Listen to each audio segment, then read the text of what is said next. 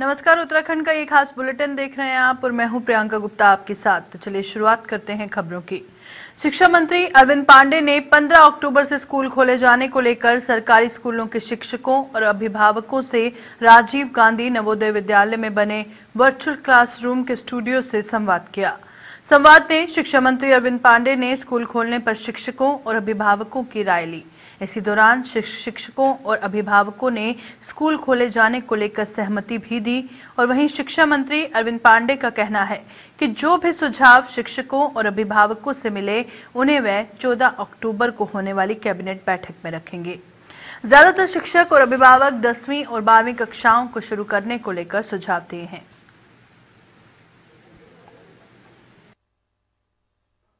कोविड-19 की वजह से निश्चित ही चुनौती बहुत बड़ी है और जो हमारे विद्यालय शिक्षा के जो बच्चे हैं, स्कूल खोलने का जो हमको निर्देश प्राप्त है कि 15 अक्टूबर के पश्चात स्टेट अपने हालात के अनुसार निर्णय ले सकते हैं, क्योंकि विषय इतना बड़ा है कि इसमें जल्दबाजी करना ठीक नहीं है, क्योंकि बच्चों की जिंदगी से जुड़ा हुआ प्रश्न है।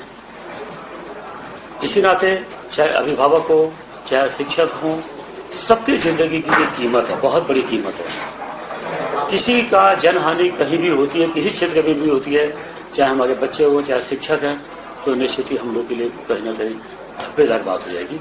इस नाते चाहे शिक्षक हो, अभिभावक हो, बच्चे हो, सबसे एक राय मशवरा करके परामर्श करके डीएमओ से परामर्श करके सबका एक फीडबैक लेके इन सब विषयों को मैंने कैबिनेट में प्रस्तुत करना है और जो हमारे सामूहिक रूप से अपने मुख्यमंत्री जी के निर्देश में जो हमारी कैबिनेट डिसीजन लेगी उसी का आगे पालन किया जाए। राज्य मंत्री रेखा आर्य ने शासकीय आवास पर पशुपालन विभाग के सचिव, निदेशक और अन्य अधिकारियों के साथ पशुपालन विभाग की समीक्षा बैठक की, जिसमें केंद्र और राज्य पोषित योजनाओं के संचालन पर चर्चा की गई। इसमें सभी जनपदों के मुख्य पशु चिकित्सा अधिकारियों के साथ वर्चुअल माध्यम से पूर्व में दिए गए निर्देशों की प्रगति की भी जानकारी ली गई।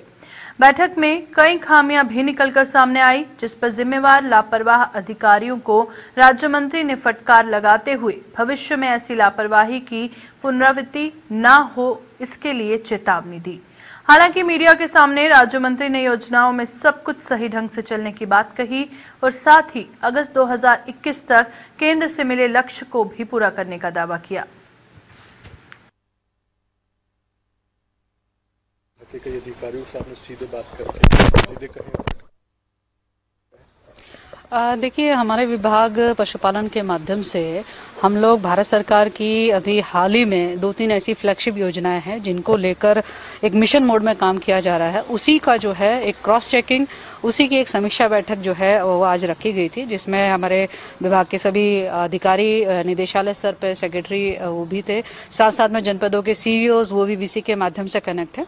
स्पेशली किस प्रकार से हम पशुपालकों की पशुओं की हम लोग टैगिंग कर पा रहे हैं वो इस मिशन का एक पार्ट है। साथ साथ में हमने एक लक्ष्य दे रखा है कि सेक्स सॉर्टेड सीमेन का वो प्रयोग करें और साथ साथ में एक एआई का भी उनको लक्ष्य दे रखा है कि आपने साल भर में कितनी एआई करनी है। ये जनपदों को लक्ष्य निर्धारण है। उन्हीं लक्ष्यों के ऊपर आज जो है आखिरकार फील्ड में क्या परफॉर्मेंस निकल के आ रही है और कहां पर क्या दिक्कतें हैं उसको हम किस तरीके से समाधान निकाल सकते हैं, उसी की एक चर्चा भी थे और उनको दिशा निर्देश भी थे। तो मुझे लगता है कि ये जो हमारी फ्लैगशिप योजनाएं हैं, चाहे वो NIAPH को लेकर हो, टीकाकरण को लेकर हो, चाहे वो टैगिंग को लेकर हो, मैं समझती हूँ कि आज की समीक्षा बैठक के उपरांत में ये रिजल्ट मिलेगा जो भारत सरकार ने हमको दिया है, 100% हम उसको पूर्ण कर सकेंगे। ऐसा मेरा आज की बैठक के बाद से मेरा मानना है। IAS वी षणमुगम और राज्य मंत्री रेखा आर्य के बीच विवाद के कारण अब रेखा आर्य के विभागीय अधिकारी उनसे बचते नजर आ रहे हैं।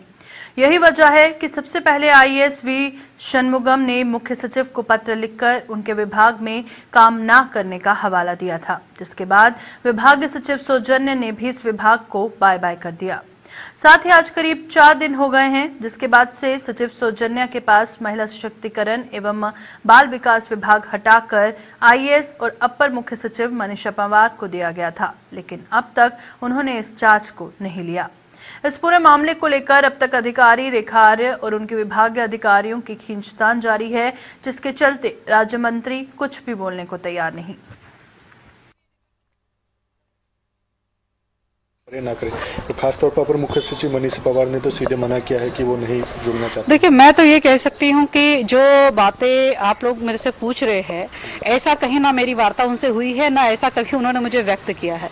तो मैं उस बात पे क्या प्रतिक्रिया दूं जब वो बात कहीं सीधा संवाद कायम ही नहीं हुआ है। तो मुझे नहीं लगता कि इसमें कोई रिएक्शन की कहीं कोई जरूरत है। और बाकी माननीय मुख्यमंत्री जी का विवेक है, जिसको जिम्मेदारी दे, स्वयं से सरकार की बात में जिसको जिम्मेदारी देंगे वो जिम्मेदारी से काम करेगा। प्रधानमंत्री मोदी के आह्वान पर उत्तराखंड विधानसभा में विधानसभा अध्यक्ष प्रेमचंद अग्रवाल ने विधानसभा के अधिकारियों व कर्मचारियों को 6 सूत्रीय कोविड-19 के बचाव की शपथ दिलवाई।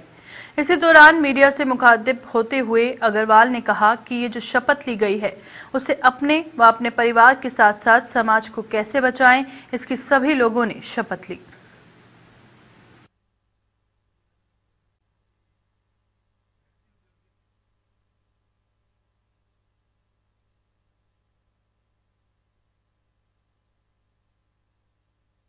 लेकर शपथ दिलाई है और क्या संदेश है? देखिए, जिस प्रकार से देश के अंदर और कोरोना जैसी महामारी का प्रकोप बढ़ रहा है और हमारे देश के यशस्वी प्रधानमंत्री माननीय नरेंद्र मोदी जी, जो हमारे विभाग की बातें देखते भी हैं और व्यवहार भी करते हैं, उन्होंने आह्वान किया पूरे देशवासियों को, जिसमें तमाम चाहे कर्मचारी गणों, अधिकारी गणों, कार्यालय में जितने भी अन्य कार्मिक गण हो, अन्य सभी से आह्वान किया है कि इस कोरोना जैसी महामारी के लिए एक 6 सूत्री शपथ लेने का काम करें। और उसी दिशा में आज मेरे इस उत्तराखंड की विधानसभा के अंदर तमाम अधिकारी और कर्मचारी गणों ने इस घातक विषाणु के प्रसार को रोकने संबंधी जो सावधानियां हैं उसको कैसे हमें लेनी है, उसको दूर करने के लिए, उससे बचने के लिए, जैसा उन्होंने पहले भी कहा था कि बचाव ही इसका उपाय है, उस प्रकार के 6 सूत्री जो शपथ है हमने ली है।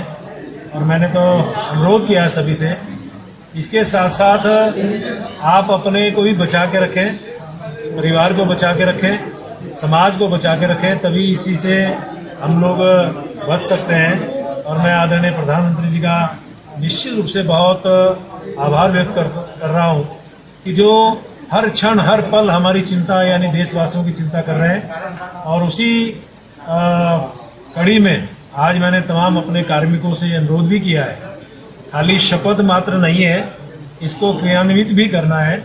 और मैं उम्मीद कर रहा हूं सभी से, मैं अपने विधानसभा और तमाम कार्मिकों के माध्यम से अन्य सभी से भी ये अनुरोध कर रहा हूं कि ये शपथ मात्र शपथ नहीं है, इसको हम सभी को आत्मसात करना है। यही मैं आपसे अनुरोध भी आपके माध्यम से सबसे अनुरोध करना चाहता हूँ।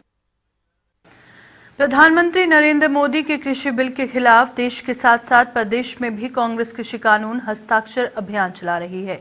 इस अभियान को लेकर कांग्रेस प्रदेश उपाध्यक्ष सूर्यकांत धस्माना ने कहा कि अखिल भारतीय कांग्रेस कमेटी के निर्देश पर देश के सभी राज्यों में कृषि कानूनों के खिलाफ 2 अक्टूबर से हस्ताक्षर अभियान शुरू किए गए हैं और इस अभियान के तहत प्रदेश के तमाम जिलों में कृषि बिल की जानकारी किसानों को दी जा रही है। धस्माना ने कहा कि अब तक अभियान जिला स्तर पर चल रहा है, लेकिन अब इस अभियान को ब्लॉक स्तर पर भी शुरू किया गया है।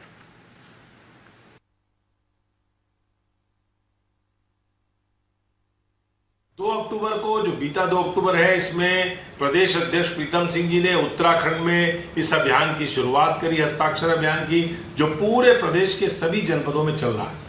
आज हमने सारे जनपदों के अध्यक्षों से बात करी, मैंने स्वयं सबसे बात करके पूरे हस्ताक्षर अभियान की समीक्षा करी और सारे जनपदों से जो फीडबैक आया है, पौड़ी को छोड़ करके, पौड़ी में थोड़ी कमजोरी है, बाकी सभी 25 संगठनात्मक जनपदों में यह अभियान हमारा तेजी से चल रहा है। पौड़ी के जिला अध्यक्ष जी ने भी कहा है कि वो भी तत्काल इसको तेजी से शुरू करेंगे। हमारा इरादा यह है कि इनको विकास खंडों तक ले जाकर के और विकास खंडों से ग्राम स्तर तक ले जाकर के आम नागरिक को, आम किसान को, आम व्यापारी को, आम ट्रांसपोर्टर को, सबको इसके जो नकारात्मक प्रभाव पड़ने वाले हैं देश की अर्थव्यवस्था पर, इसके जो दुष्परिणाम आने वाले हैं किसानों के खिलाफ, किसानों की उपज के खिलाफ, उनके बारे में हम पूरे विस्तार से बताएंगे और हस्ताक्षर करवा करके हम 31 अक्टूबर तक इनको प्रदेश में एकत्रित करके फिर अखिल भारतीय कांग्रेस कमेटी भेजेंगे। जहां एक और कांग्रेस देश भर में किसान बिल का विरोध कर रही है, तो वहीं भाजपा भी इस बिल के समर्थन में मैदान में उतर आई है। इस कड़ी में भाजपा किसान मोर्चा के प्रदेश नेतृत्व के निर्देश पर बिंदुखत्ता में भाजपा किसान मोर्चा द्वारा एक कार्यक्रम का आयोजन किया गया, जिसमें किसान मोर्चा के नवनियुक्त जिलाध्यक्ष कमल मुनि जोशी सहित कार्यकर्ताओं ने कृषि यंत्र पूजन कर केंद्र सरकार द्वारा पारित किसान बिल के समर्थन किया।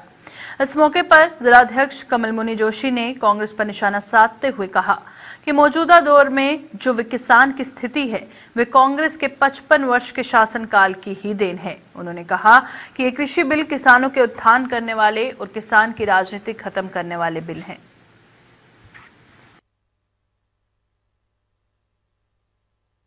देश को जलाकर ही राजनीति करिए। आज ट्रैक्टर जलाना हो, समाजों के बीच में संप्रदाय पैदा करके आगजनी करवाना है। कांग्रेस का एक कल्चर हो गया है कि वो आग लगाकर देश में राजनीति करना चाहती है, लेकिन देश का युवा, देश का किसान, देश का जवान, देश का श्रमिक, देश का व्यापारी अब उनकी नीतियों को समझ गया, इसलिए उनकी बातों में आने वाला नहीं है।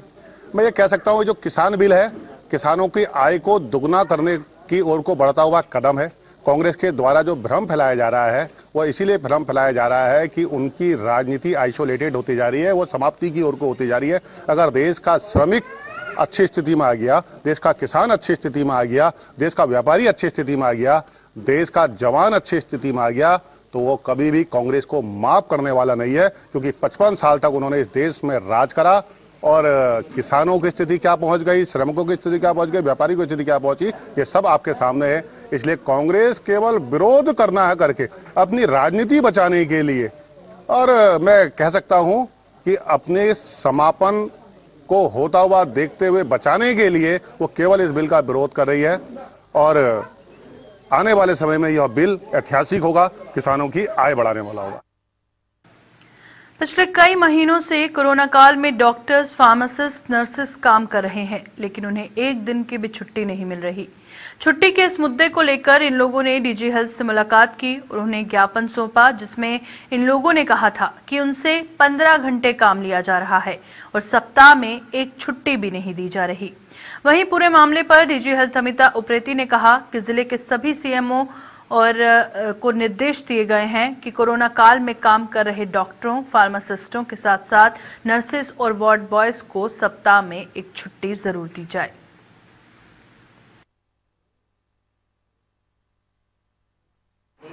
जो हमारे ऐसा नहीं है, वो लोग आए और हमसे बात करी और 15 घंटे नहीं कराया जा रहा उनसे काम। हमारे द्वारा निर्देशित किया गया है सभी जनपदों में कि कोई भी कर्मचारी या अधिकारी अगर काम कर रहा है तो उसको जो है छुट्टी भी जरूर दी जाए और उसको रिलैक्स किया जाए।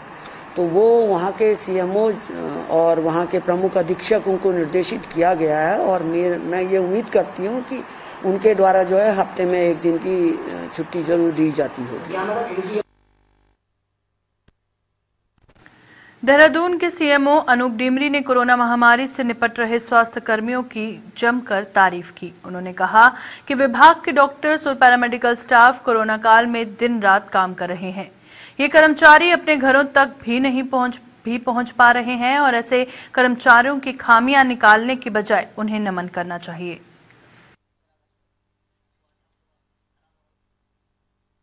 आवश्यकता अनुसार मेरे द्वारा जो है कोविड केयर सेंटर्स का उनका जो सैंपलिंग हमारी टीम कर रही है उसका आवश्यकता अनुसार हम पर्यवेक्षण करते रहते हैं। और मैं इस शब्द को निरीक्षण की जगह मैं उसको पर्यवेक्षण ज्यादा अच्छा मानता हूं, क्योंकि निरीक्षण में लगता है कि हम किसी की कमियां निकालने गए हैं। मेरा उद्देश्य कभी भी कमियां निकालना नहीं है। मेरा मानना है कि कमियां सब में कहीं ना कहीं होती हैं। मेरा उद्देश्य भ्रमण का ये रहता है कि मैं वहां पे जाके कोई उनकी समस्या है या कोई उनको समझ में नहीं आ रहा, कहीं पे कोई गलती हो रही है तो उनको मैं सुधार करूं, ताकि जो और बेहतर हम सेवाएं दे सकें। और मेरी नजर में कोई भी अभी तक कोविड में काम करता हुआ ऐसा आदमी मेरा किसी भी श्रेणी का हो, चाहे वो चतुर्थ श्रेणी से चाहे चिकित्सा अधिकारी तक का हो, कि जो कि काम में लापरवाही कर रहा हो और काम न कर रहा हो। हमारे विशेष रूप से एलटी हैं, हमारे डॉक्टर्स हैं जो कि घर बार छोड़ के वहीं पे बैठे हुए हैं, उसी सेंटर में रह रहे हैं। जो चाहे पेड कोविड सेंटर है, अन कोविड सेंटर है, मेरे एलटी इस धूप में, जबकि आप जो है एसी में बैठा पसंद कर रहे हैं अभी भी आज के मौसम में, वो मेरा एलटी पीपी किट पहन के और जो सुबह से शाम तक ड्यूटी कर रहा है। तो इसको हमको देखना पड़ेगा। मैं तो कहता हूं ऐसे लोगों को मुझे नमन करना है, और नमन करना भी बहुत कम है, उसके ऊपर भी अगर कुछ इनके लिए करना होगा तो मैं करने के लिए हमेशा तत्पर रहूंगा। उत्तराखंड के इस बुलेटिन में फिलहाल इतना ही। देश और दुनिया